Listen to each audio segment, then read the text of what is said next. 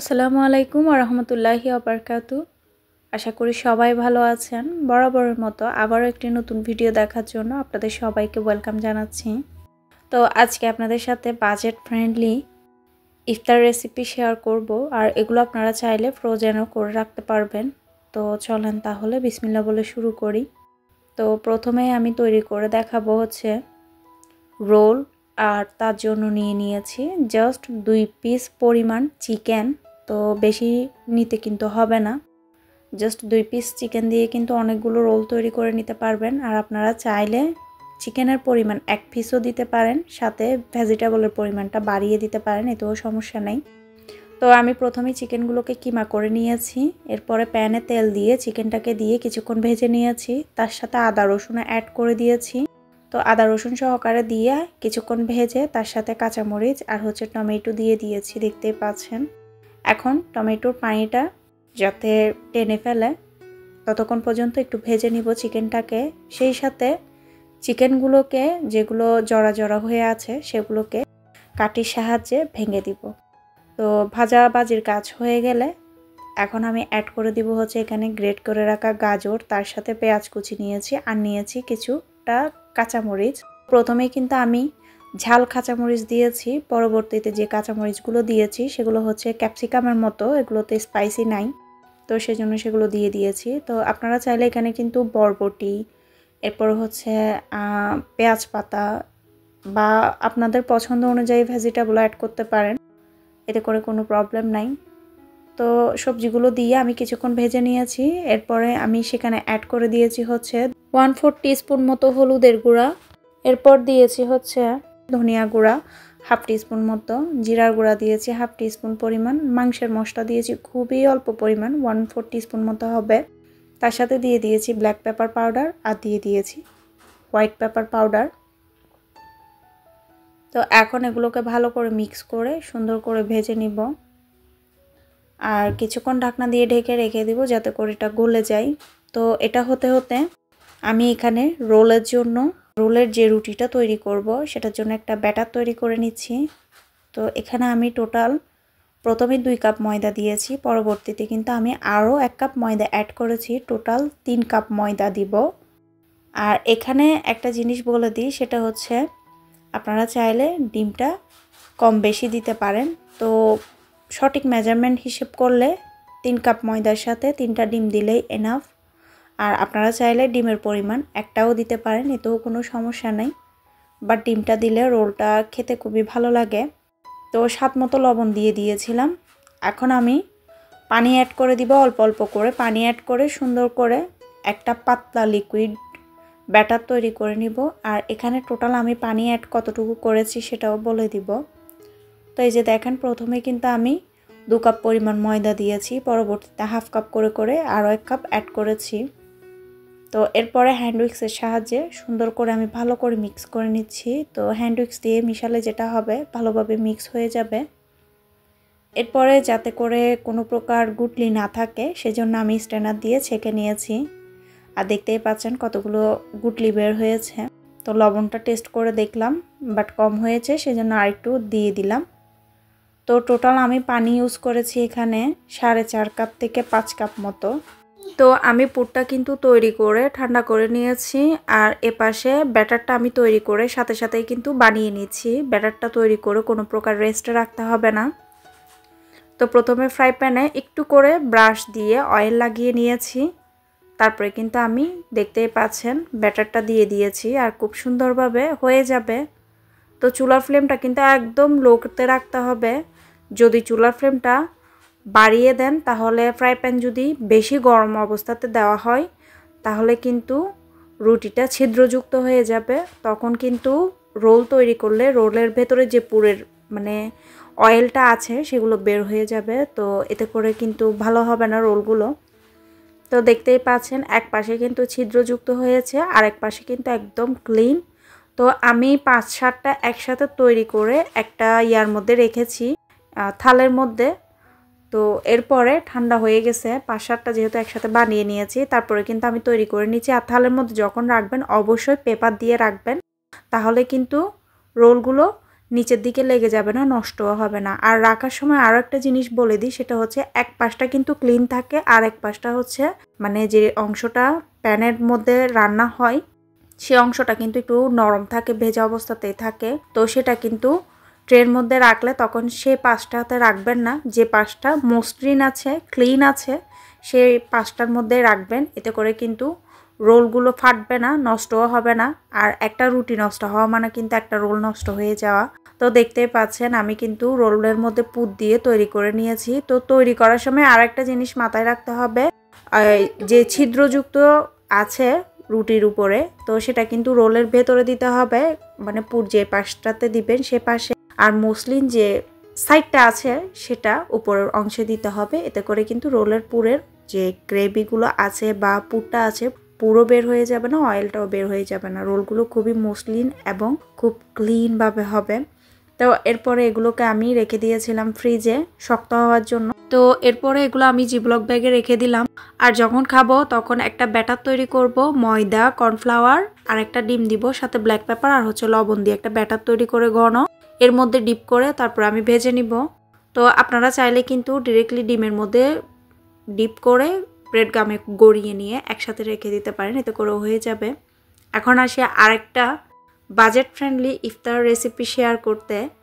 তো সেটা হচ্ছে মিনি সিঙ্গারা। আমরা কম বেশি সবাই অনেক বেশি পছন্দ করি এই মিনি সিঙ্গারাটা। তো আপনারা চাইলে বাসায় ইজিলি তৈরি করে নিতে পারেন। তো মিনি সিঙ্গারা তৈরি করার জন্য প্রথমে আমি 1 কাপ পরিমাণ ময়দা নিয়েছি। আর এই 1 কাপ ময়দা থেকে প্রায় 16টা হবে। আপনারা চাইলে আরও 8টা বাড়তিও করতে পারেন, রুটিটাকে 3টা রুটি বানিয়ে আর কি। তো আমি 2টো রুটি বানিয়ে তারপরে করব।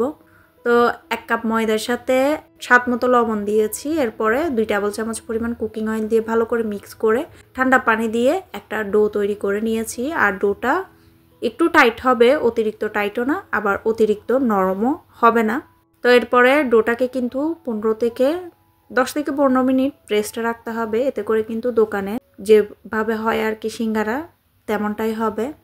তো এগুলো রেস্টে রাখতে রাখতে আমি ভেতরে পুরটা তৈরি করে নিচ্ছি।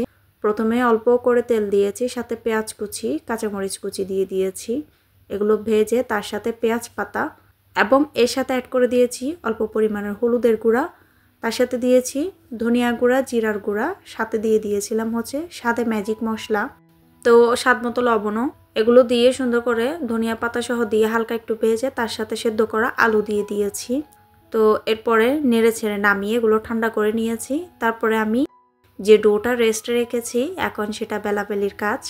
তো একসাথে কিন্তু অনেকগুলো সিঙ্গারা তৈরি করে নেওয়া যাবে এভাবে যদি তৈরি করেন, তা নাহলে আপনারা আপনাদের মতো করে তৈরি করে নিতে পারেন। আমি একদম মিনি সিঙ্গারা যেটা বলা হয় সেটাকেই তৈরি করেছি।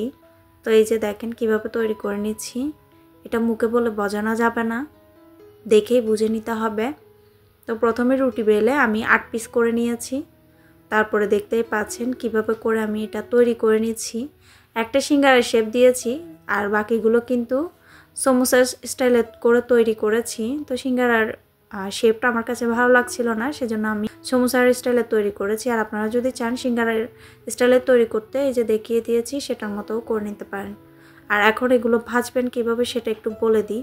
দোকানের মতো যদি একদম উপরের অংশটা ক্রিস্পি পেতে চান তাহলে কিন্তু ভাজার সময় তেলটা বেশি গরম করা যাবে না, কুসুম গরম অবস্থাতে এই সিঙ্গারাগুলো দিয়ে দিতে হবে।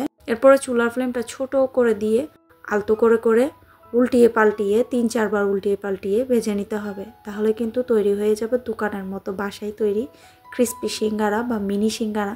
তো এগুলো কিন্তু কাঁচা অবস্থাতে দেখতেই পেয়েছেন আমি রেখেছি। তো সেই অবস্থাতে একটা বক্স বা ট্রের মধ্যে ফাঁকা ফাঁকা করে সুন্দর করে শক্ত করে তারপরে কিন্তু জিপলক ব্যাগে করে স্টোর করতে পারেন আপনারা। আর এখন চলে আসি আর একটা রেসিপি শেয়ার করতে, এটা হচ্ছে সমোসা। তো চিকেন সমোসা তৈরি করে দেখাবো। আপনারা আপনাদের মন পছন্দ পুর দিয়ে তৈরি করে নিতে পারেন বা অল্প চিকেন অ্যাড করে তার সাথে ভেজিটেবল দিয়েও কিন্তু সমোসাটা তৈরি করতে পারেন। আমি কিন্তু সমোসা সেরকম খাই না, পার্সোনালি পছন্দও করি না, বাট বাসায় যখন এটা তৈরি করেছি মাশাআল্লাহ খেতে খুবই ভালো হয়েছে। তো প্রথমেই আমি চিকেনকে কিমা করে তেলের মধ্যে দিয়ে একটু ভেজে নিয়েছি, তার সাথে আদা রসুনও দিয়ে দিয়েছি। এখানে প্রায় 4 পিস মতো চিকেন হবে। আপনারা চাইলে 1 পিস চিকেন সাথে কিন্তু ভেজিটেবল দিয়ে তৈরি করে নিতে পারেন। তো চিকেনটাকে ভেজে নেওয়ার পরে আমি একটু কাঠি দিয়ে ভেঙে ভেঙে দিয়েছি, যেগুলো কিনা দলা দলা হয়েছিল কিমার মধ্যে আর কি। তো এতে করে কিন্তু কিমার পরিমাণটা একটু বেড়েও যাবে, সাথে মানে একসাথে অনেকগুলো চিকেন থাকবে না আর কি। আর যখন কিনা সমোসাটা তৈরি করব তখন ইজিলি তৈরি করা যাবে। আর সমোসার কিমা যেটা তৈরি করছি সেটা কিন্তু আমি সাদা করে করব, বেশি মশলা ইউজ করছি না। শুধুমাত্র এখানে ইউজ করেছি হচ্ছে ধনিয়া গুঁড়া, জিরার গুঁড়া, গোলমরিচের গুঁড়া, অল্প পরিমাণে মাংসের মশলা, এরপরে স্বাদ মতো লবণ। তো আমি অলওয়েজ মাংসের মশলার কথা বলি, আমাদের দেশে কিন্তু অ্যাভেলেবেল পাওয়া যায়।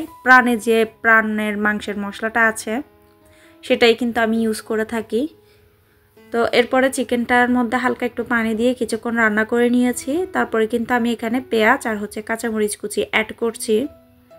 পেঁয়াজটা প্রথমে দিইনি এই কারণে, পেঁয়াজটা বেশি গলাবো না, জাস্ট হালকা একটু সফট করব।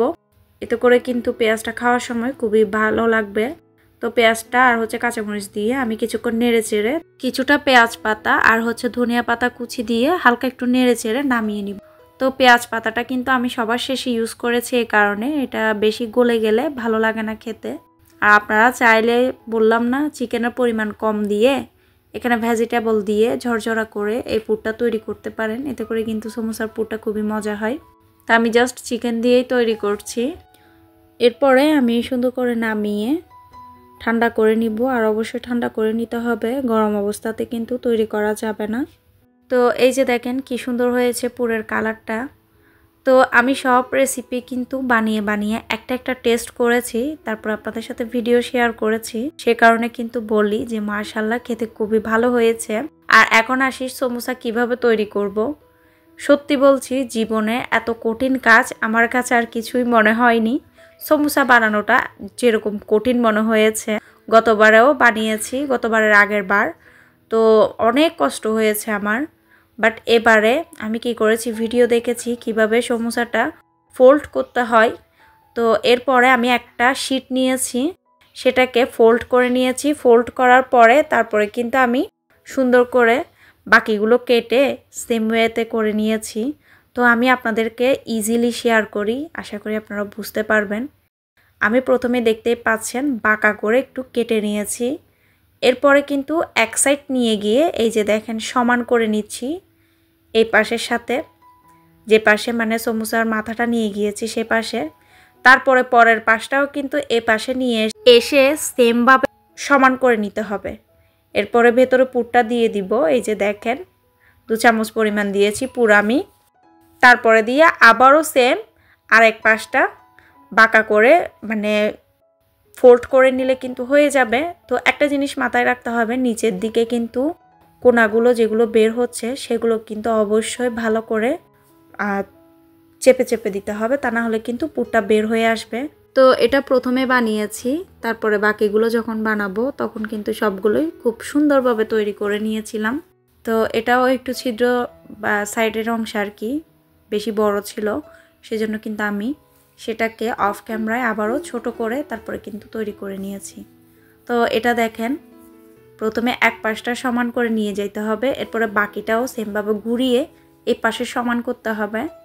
তারপরে পুরটা দিয়ে এই যে দেখেন আবারও এই পাশটা এভাবে বাঁকা করে দিতে হবে।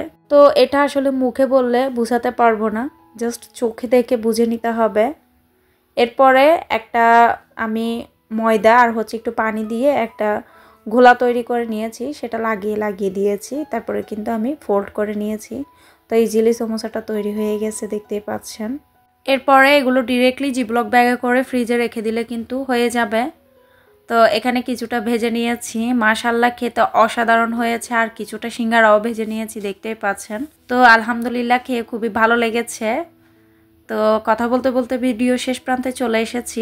তো যারা আজকে চ্যানেলটা নতুন ভিজিট করছেন তাদেরকে অনুরোধ করব, প্লিজ চ্যানেলটা সাবস্ক্রাইব না করলে অবশ্যই চ্যানেলটা সাবস্ক্রাইব করে আমার এই ছোট্ট পরিবারের সদস্য হবেন। সেই সাথে অবশ্যই লাইক না করলে সবাইকে অনুরোধ করছি একটি লাইক করে দিবেন। আর অবশ্যই কমেন্ট বক্সে কমেন্ট করে জানাবেন ভিডিও কেমন লাগলো। আজকের মতো বিদায় নিচ্ছি, টাটা, আল্লাহ হাফেজ।